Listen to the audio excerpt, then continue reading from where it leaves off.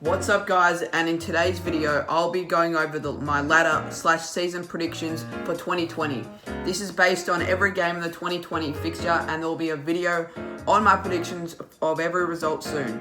Let's just get straight into the video. At 18th I have the Gold Coast Suns, and unfortunately I don't think they'll get any better than what they were last year, only winning 2 games. However, the highlight of the season is beating the Lions in the Q Clash.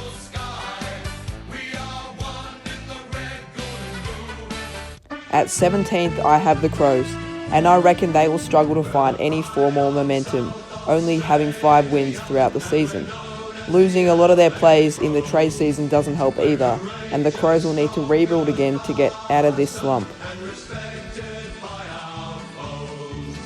This might be a little harsh, but I have Fremantle in 16th spot, as I don't reckon they'll do much in 2020, with them only winning 5 games. However, they could win up to 11 games and sneak into the top 8 if they're able to find consistent form throughout the season.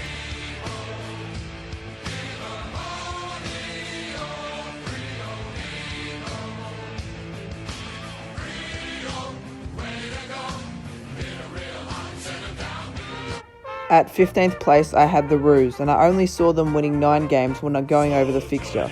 Even with the newly adopted Reece Shaw, I still don't reckon they're good enough, but rather a middle-of-the-road side, with some aging experienced players. North are more deserving of around 11th spot, but this is where I had them.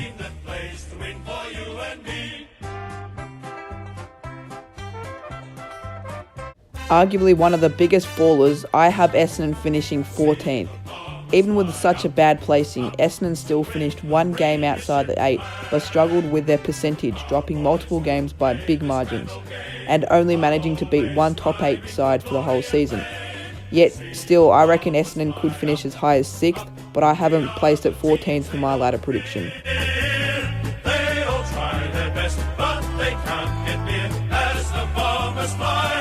At 13th spot, I have the Swans, and I believe that they will be significantly better than last year, competing with most of the other sides and scoring a lot higher. However, the Swans weren't able to stay consistent, with them losing 12 of their last 17 matches, which ultimately cost them a spot in the finals. What though the odds be great or small, the Swans will go in and win overall. I placed the Saints at 12th spot, with them winning majority of their games against bottom 10 sides. However, the Saints struggle to win games overseas, and as the Saints fan I am, I still don't see them playing finals, as I reckon they'll probably screw it up.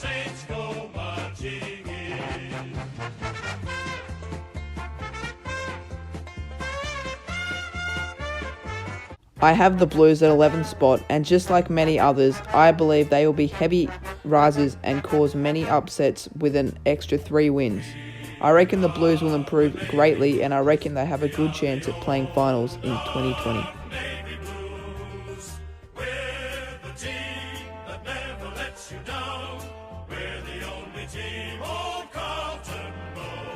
At 10th spot, I have the Hawks, barely missing out on a spot in the finals, strongly due to their really shaky start to the season, with the Hawks having quite a tough draw to begin with. But with the masterclass of Alistair Clarkson, I wouldn't be surprised if Hawthorn finished top 8, let alone top 4.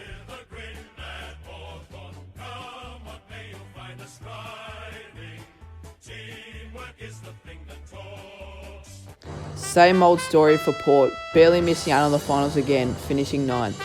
With the 6th team sitting on 10 and 12, Port Adelaide are the only team with a percentage over 100%. Inconsistency is what ultimately cost the power again.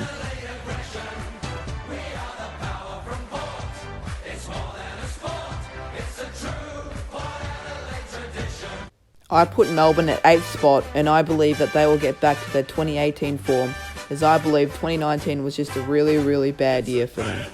With Melbourne having a really easy draw, I reckon that would be enough to put them back in the finals. However, failure to beat a top 8 team is what will hurt them in the finals.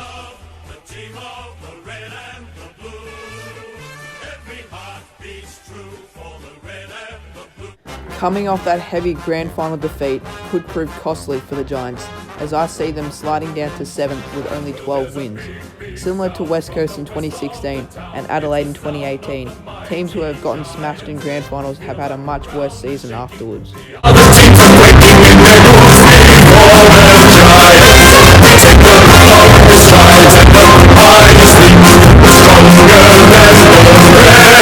At 6th place, I have Collinwood, which could seem as a major surprise to some.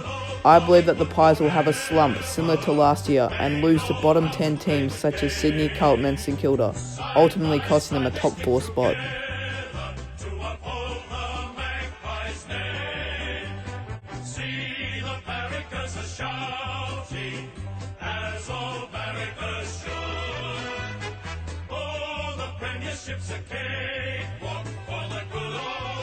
At 5th place, I have the Bulldogs, and I believe that they will get back to their 2016 form, being one of the most exciting teams in 2020. Coming off the season, they won't drop a game until round 5, and from there they will likely to continue to gain momentum.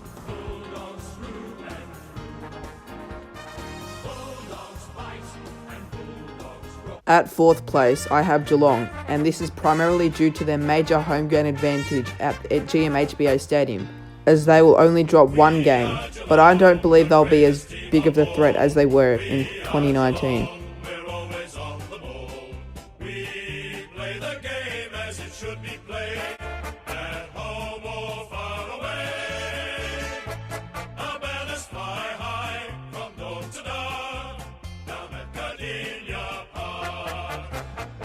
At 3rd place, I have the Eagles, who will return back into the top 4, being extremely unlucky not to get a home qualifying final. With Tim Kelly back in their lineup, they'll almost be unstoppable at home. However, the Eagles managed to lose majority of their MCG games.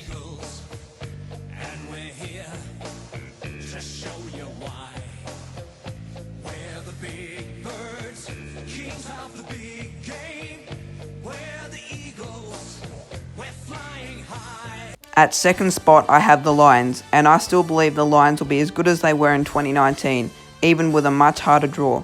They will make the Gabba a fortress and look to be a very scary team.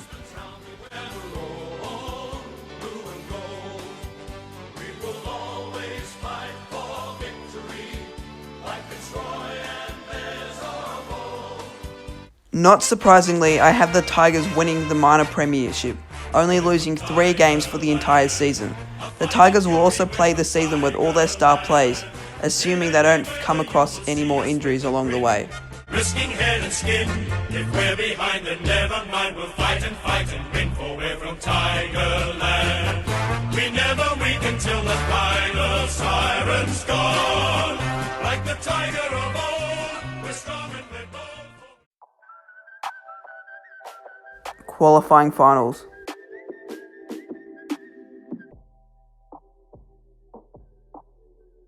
Elimination finals.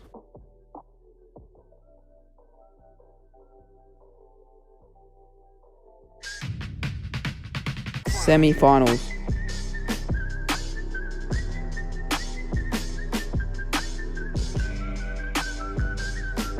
Preliminary finals.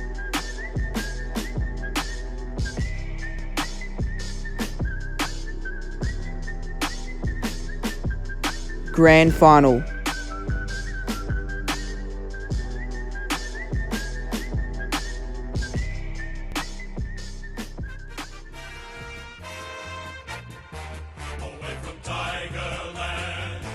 Fighting fury, we're from Tigerland. In any weather you will see us with a grin, risking head and skin. If we're behind then never mind, we'll fight and win, for we're from Tigerland. We never weaken till the final siren's gone. Like the tiger of old, we're strong and we're bold, for we're from Tiger. Yellow and black, we're from Tigerland.